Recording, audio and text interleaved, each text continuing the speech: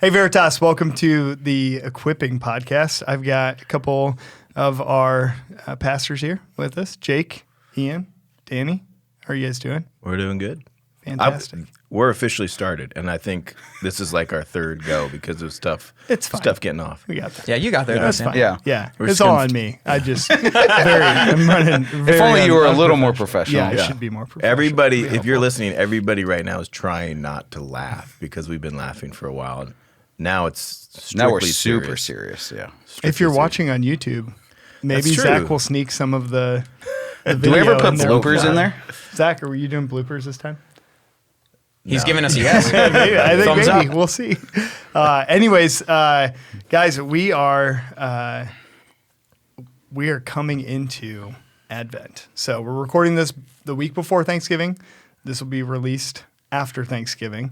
And I've got you guys here just because wanted to, just kind of look into like, hey, Christmas season. We've got a wide variety of people that maybe come from backgrounds of like, hey, I never grew up in the church, or I only went to church on Easter and Christmas. I don't know what Advent is. Why do we do Advent? What's that look like?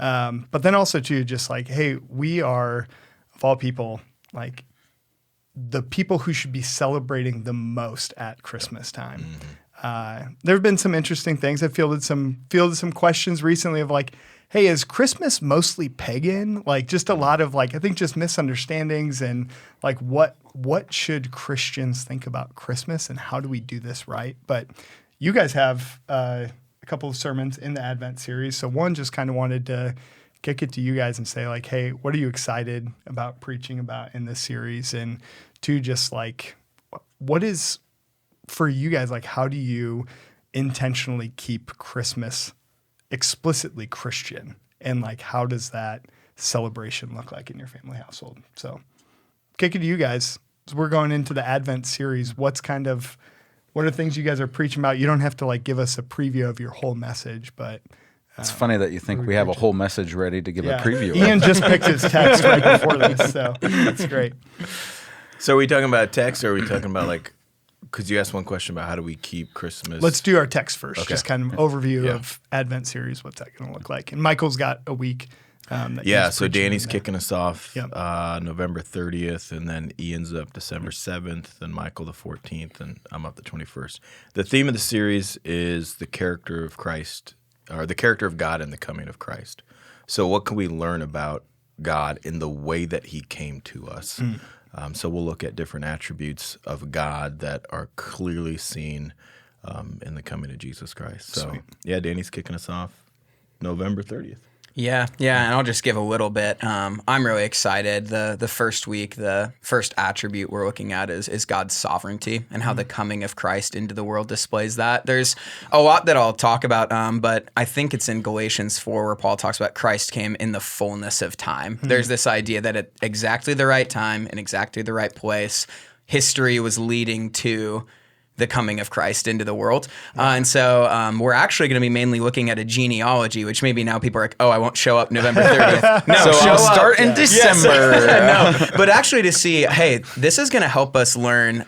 Matthew, in the very beginning of his gospel, is making a very important point about the significance of the coming of Jesus and what it displays about a God who is actually in control of all things, and why that's really good news for us as we look at what does the coming of Christ into the world display about how God does things exactly at the right time in his timing, even in the midst of a history of a broken and sinful people, and what does that mean for us today? So I'm really excited. Sweet. That's great.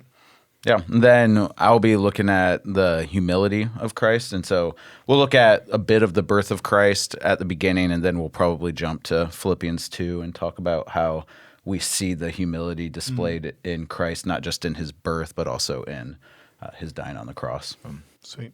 Then Michael's up the 21st with generosity that God gave his only begotten son. It's the greatest gift ever. And it's good news that God is a generous God. He's rich in mercy.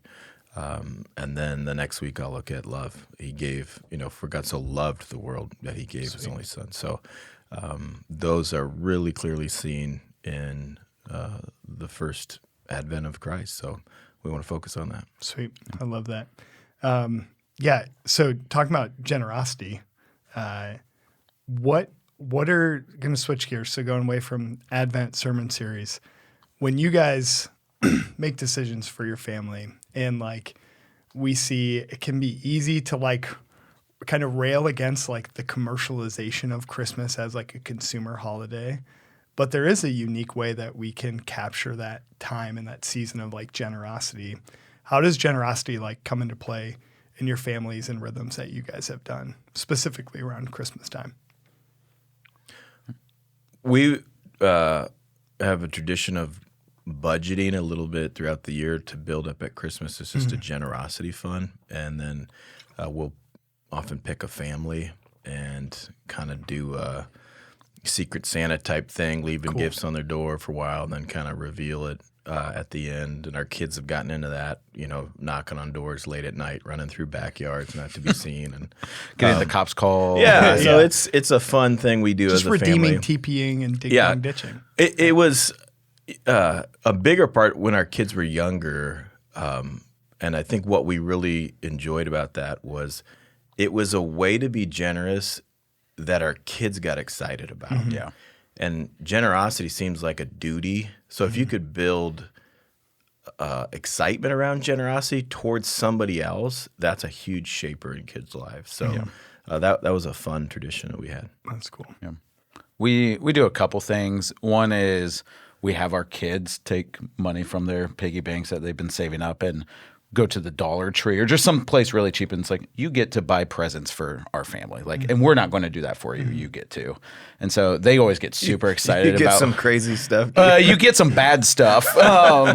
Kids, if you're listening, it's all great. Thank you so much. I think Ian's got like 5 spatulas. one year Judah got me a mug that had an S on it, and I'm just like, what's the S stand Super for? dad. But no, it's sweet. They get super excited about going down and trying to pick out things that they think the other person will like. And so we do that. And then every year we try to either bake something or get something to just bless our neighbors that live in close proximity with us. And so we'll do a couple of those sorts of things. That's cool. Yeah, I was going to say something as similar to that. In the past, Selena and I have baked things, written a card to a few of our neighbors, and included the invite card to Christmas Eve or Christmas services at Veritas with a handful note of like, we'd love to see you there. Let us know. Here's our number, and we'll save you a seat. Yep. So we've had some good conversations from that of someone who like works overnights or couldn't make it or something over Christmas time. It's like, I'm interested. And so just the benefit then of even knowing, hey, your neighbors love Jesus and want you to know that and be involved. And so trying to include the generosity of giving something to them that's meaningful, but also inviting them into the best news of the world, like the news of the incarnation and resurrection and all of those things. So Yeah. One of the things that we started a couple years back, it's kind of actually by accident, but like we had some intentionally like shared gifts for the boys, but it was a colder winter, and so we were like, we need to like have some more like at home things to play with, and we had just finished our basement, so it was kind of like, what are the things that we're going to do, and like sharing that space and how we use it. So one was like a stair slide, and another one was like a big kind of cushion fort thing, but it was all shared. But we did it like the weeks leading up to Christmas, and then like Christmas Day, there were no presents to open, but there was like no expectation. And so it was kind of this like, we got to focus more intentionally on Christmas being about like God's gift to us in Christ, and being like sharing family time and like doing all of those things together. But like, I looked at Kirsten that day, it was like 11 o'clock on Christmas Day. I was like, it's the best thing. Like, there's been no expectation or question about like, where are the presents? Like, and so just, that was a different, I'm not saying you're sinning if you do present exchange on Christmas Day, but it is, I like what you said, Ian, just about intentionally focusing on others. Kirsten's parents, they buy gifts for like all of the younger grandkids, but then they go in order, like birth order of kids, and you just open up a random present, and then everybody guesses like, who could this be for? Oh, really? Oh. So it is for somebody. So you might be For opening somebody. something that's not for you. But So you could open a present you really love and then find out. they're usually like things that are on people's like it's sure. pretty specific to that kid. no, this PS5 They're is for having- someone else. yeah. You get socks. But it's understood like you're not opening your present. Yeah. you're opening a present to like it's a game to like figure out who is this for. So that was a fun way to like not just make it about. Do you guys still get presents? Do you guys? It depends on the year. A lot of times it's, let's save up to actually enjoy a nice date night or go get a weekend away or something like that. Every once in a while, it's like, this is our Christmas list. We both know what's on it, and we both have the money to get it. So, I think I got my Christmas present this year when I got to go bow hunting for the first time and spent my fun money that I had already saved on some bow hunting. So, I mean, we'll do more like practical, like things that we just normally wouldn't be. Wouldn't. But we like stopped doing the like sibling gifts. It's like we're all just like handing around $20 to each other. Like we should have done that. And at that point, if everyone's giving $20, so like, is there even any point in so it's doing like giving it? to like younger kids to like we'll buy presents for our parents and stuff, and they'll do gifts for us. But Kirsten and I are pretty practical. Yeah. We do. Like, hey, what's the thing you haven't bought that you want to buy that like we could do that. So for sure. Yeah. What about you guys? I'm like Marcy's super practical, so it's like we need pillowcases or something. That's so romantic. Yeah. Cool. we don't normally get each other gifts. Or when there's been enough, like, hey, let's not get each other gifts, and then one of us got each other a gift, and it's like you broke the rules, and now the other person feels awkward, and so we'll go out on a date or It's like the Michael Scott iPod. White Elephant Exchange. I don't know. Like, I love you $500 worth. They had like a $20 limit, and he buys an iPod. But he was trying to Yeah. get it for somebody specific, and it turned into Yankee Swap. So it was terrible. But the kid in me does come out where I'm like, I want something nice. Yeah. I want like what toy do I want to get? Selena gets a little upset, isn't the right term. She's like, it's just 10 books on your list. Like, this isn't exciting. I'm like, I just want what the heart wants what it wants. You know? What is a book on your list? Oh, that's a good question. Let me pull up my Goodreads. Yeah, honestly, it's often just like commentaries or whatever theological thing I'm interested in at the time. There's a book that just came out from Gospel Coalition, something about like apologetics and new Christendom or something like that. That sounded really interesting. I think all the people that are like the Keller Center fellows from so like Bob Thune and other people in that like wrote sections in that. So I was interested in that. Usually just whatever thing I'm interested in reading at the time. So yeah, I haven't actually made a list yet. That's the other thing. It's like she gets mad. I'm like, I just haven't thought about it. She's like, what do you mean? Like, I'm like it's coming quick. That's what and my I don't know. Amazon list is. I'm like, all the things I'm like, I don't actually need this. It would be nice. I'll just put it on there. Maybe Smart. Yeah. someday. Priority. I don't know. Maybe not. Maybe it just Sometimes it feels hard because it's like you make a list and then you're like, there's like 3 really big practical things as a family we actually need. Yep. Yeah. We should probably just put money towards that instead, huh? That was our decision this year. Instead of Christmas gifts, it's like we have a couple of purchases that have to be made in the next 6 months, so we should probably do that. Yeah.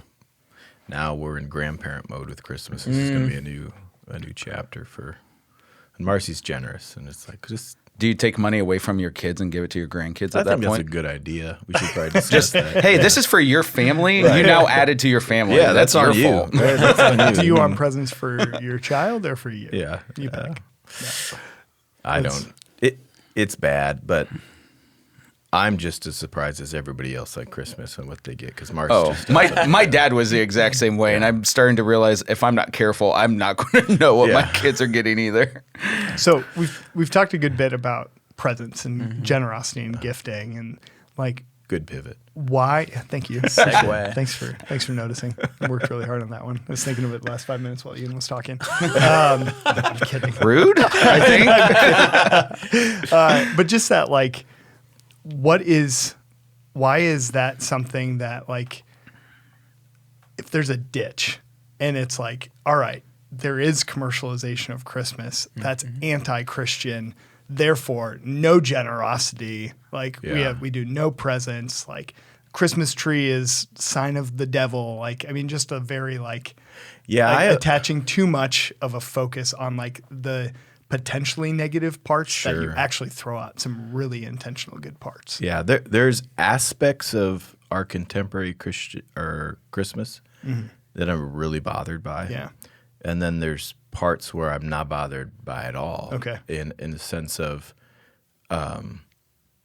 Santa Claus, reindeers, that kind of. We don't need anything more than the real story for Christmas to be exciting. Yeah. So things that steal attention away from that, I don't like it. But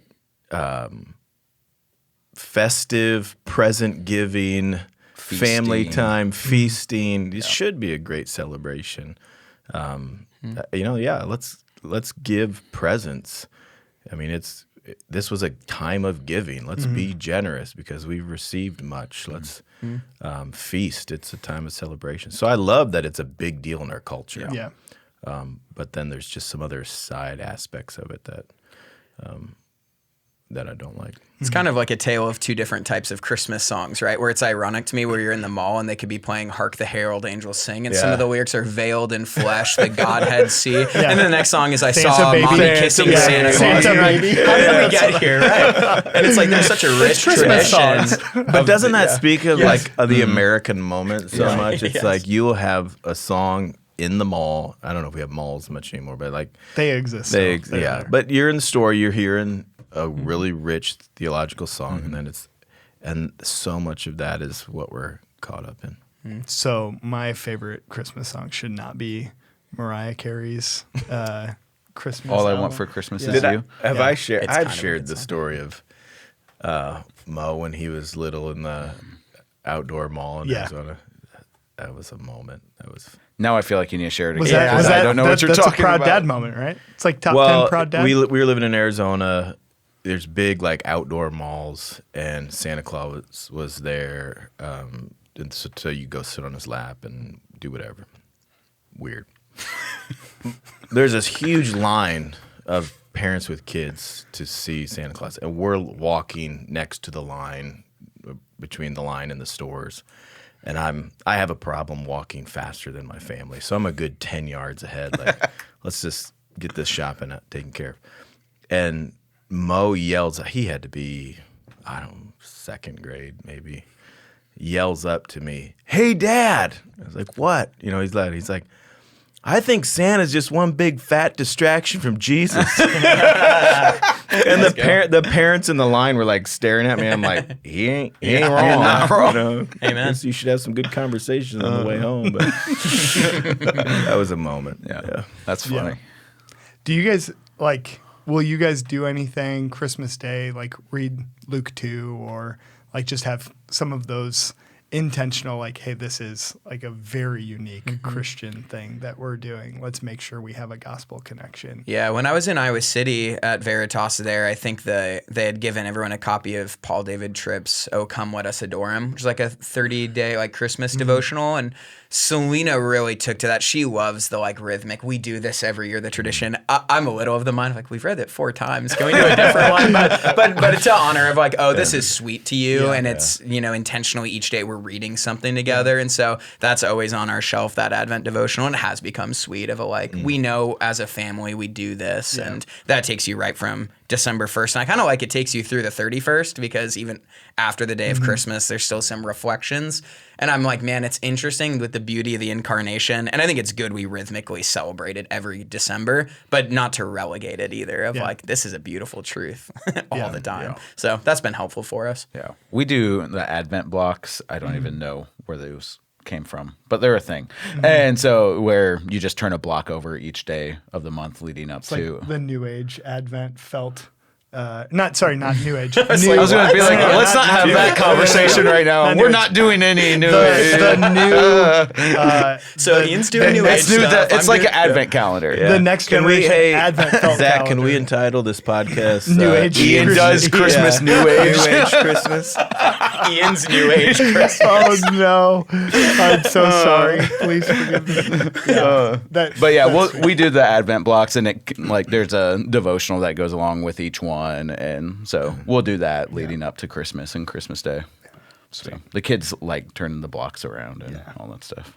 Yeah, we've done a couple of different like Advent devotionals. Actually, I brought this with me, but our Bible reading plan for Advent this year actually goes off of the new Biggest Story Advent devotional. So just like, and then that continues on, Danny, like what you were saying, kind of continues on through the Sermon on the Mount, that then starts into January. So Jake's looking at that book for the first time. Looks like a great resource. Kevin DeYoung's It's great good. artwork. Yeah, Yeah. great artwork. Good. I mean, They're really milking that series, aren't they? they are. I don't know how much more. Yeah, they have like can 4 do, volumes. but- for- Well, Yeah. the biggest They- story, I love that. It's great. So- We love that But one. they And they just actually- came out with an Kids' actual Bible. kids Bible, and not just a storybook Yeah. Bible. So Like it has that every as much. verse. like it's the full ESV Yep. text, and it links to the biggest storybook Bible too, so you can know which stories go along. It's really cool. It has really a well done. couple more like expanded sections of like a Jesus connection. What- So we've got that in the bookstore. What other Advent resources Yeah. in the bookstore? So there's one of the tales that tell the truth. It's like the Christmas promise. We've got that. There's I think it's the Chandler's family devotional. There's one of those, and then we've got Piper's Good News of Great Joy. That's up there. But then also too, outside of just devotionals, Caroline and Andrew have been. Sorry, it's kind of like the Christmas elves. I feel like, and not really, but they've been like reorganizing the bookstore, and so we've got some intentional things like gifts of like some good. I've noticed a Christmas couple presents. bundles there that Yeah. I'm assuming are bundled The idea is together. you could pick it up to gift someone else. That's great. Yep. Yep. Do we wrap it for them too? There is some twine around it. Actually, there's some bows. I don't. It's magic. It's special. I say this as somebody. I'm not like Danny. Like I'm not reading is still hard for me. It's like Bargatze's joke. I just want some blank pages. Like, give me a break. Let me come up here. But I hope so much that we, over the years, foster a culture of readers at our church. Because I think if you're going to be leaders and grounded in your theology, like that our people would, because we're consuming so much bad information all the time. Yes. That we would be, that'd just be a characteristic of our church. That we read good books. Yeah.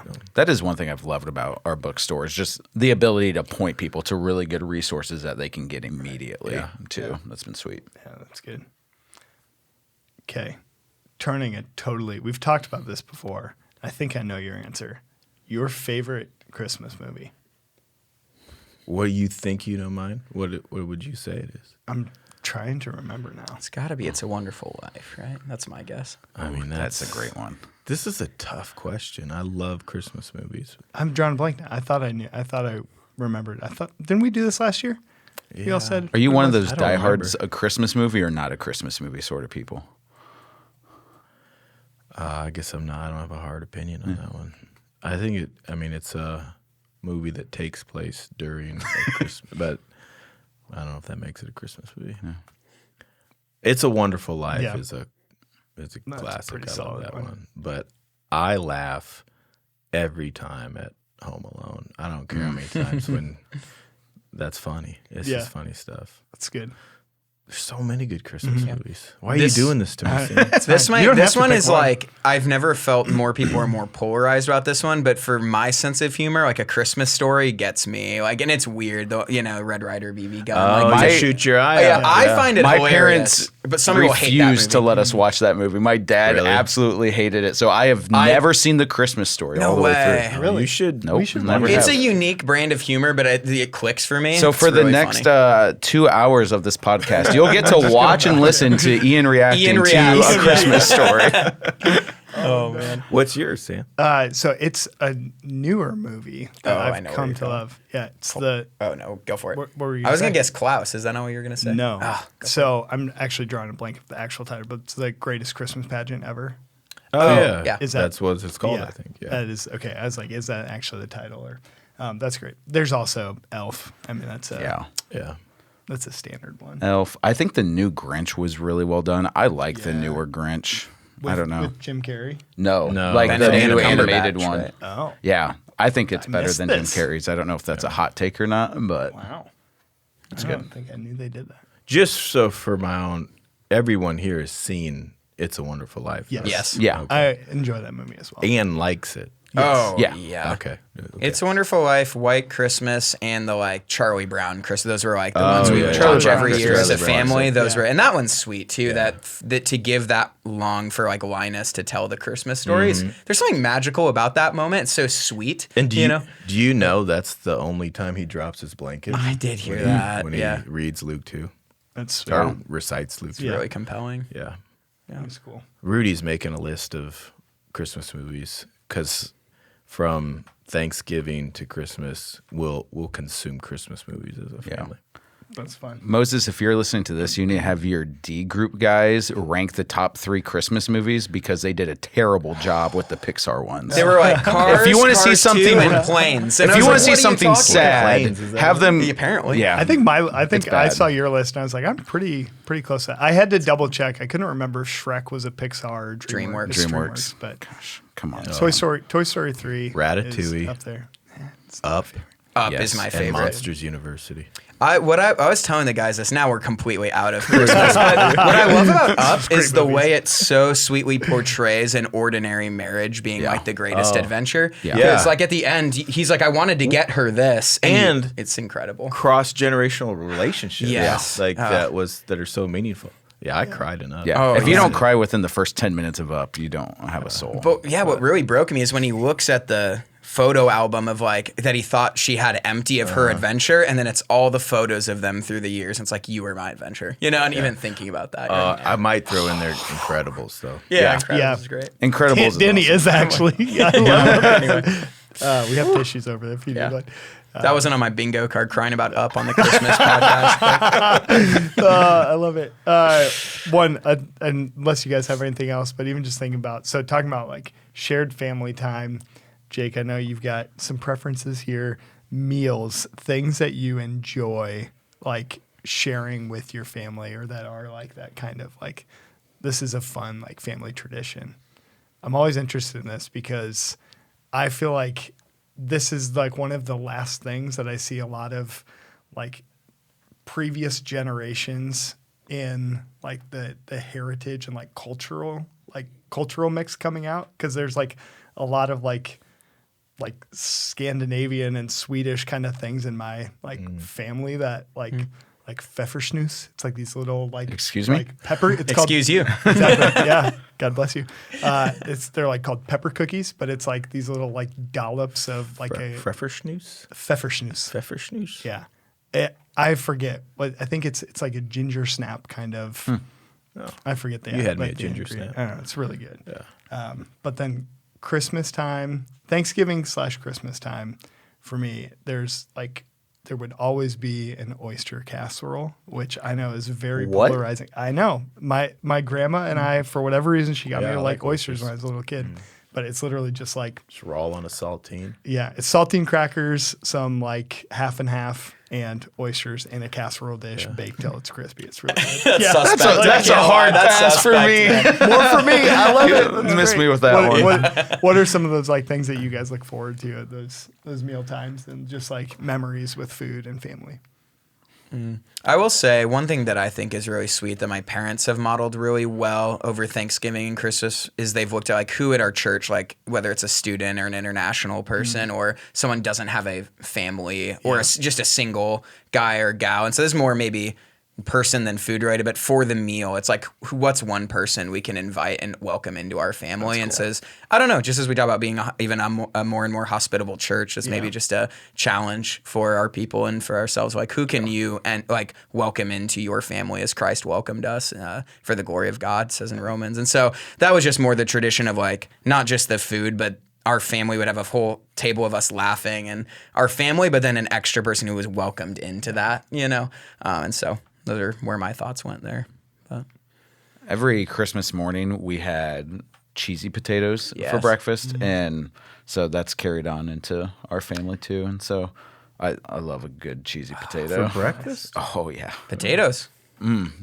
Cheese. We would do a cheesy potato recipe. It's like the hash brown, you know, but Yep. with but then instead of like whatever, some people put like cornflakes on top. We put like crushed up kettle chips. It's so good. Interesting. Yeah. My wife makes monkey bread. Ooh, it's amazing. That sounds fantastic.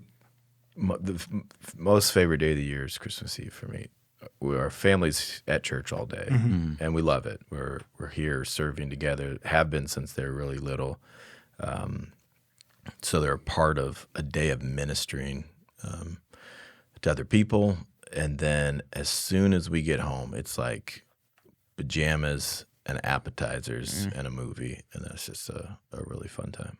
So we get like, Mars goes to Sam's and buys all kinds of appetizers. We throw them in the air fryer and Nice. slip her up and Enjoy. Yeah. Turn on a movie. I'm usually asleep within the first part of it. There's nothing better than just a post like day of ministry, snuggle up on the couch and just like take a nap. Yeah. That's great. It's good. That's sweet. Well, gentlemen, I'm looking forward to celebrating with our church family, and really do just, if anything, I would hope that this podcast would be an encouragement for just our church family to think intentionally about how can I be missional this Christmas season? How can I be generous? How can I be intentional in being Christian, not just Christ, like not just Christmas, like just go along with what everyone else is doing. Like we of all people should be very intentional in making sure that this time of the year is focused on Christ's first coming, but also like our longing for his return, and just that like being at peace with God through Christ and just the Spirit dwelling in us. And we can be intentional in that. So I'm excited for Ian to get working on his message. For all of you guys preaching in this series, and pray that we would continue to just grow in our love for God, be joyous this time of year, and be intentional in the way that God has been generous to us in sending his son. And we, of all people, should be intentional in the way in which we are generous towards others and give God the glory in that. So, Amen. All right. Thanks, Veritas. Appreciate it. See you guys next time.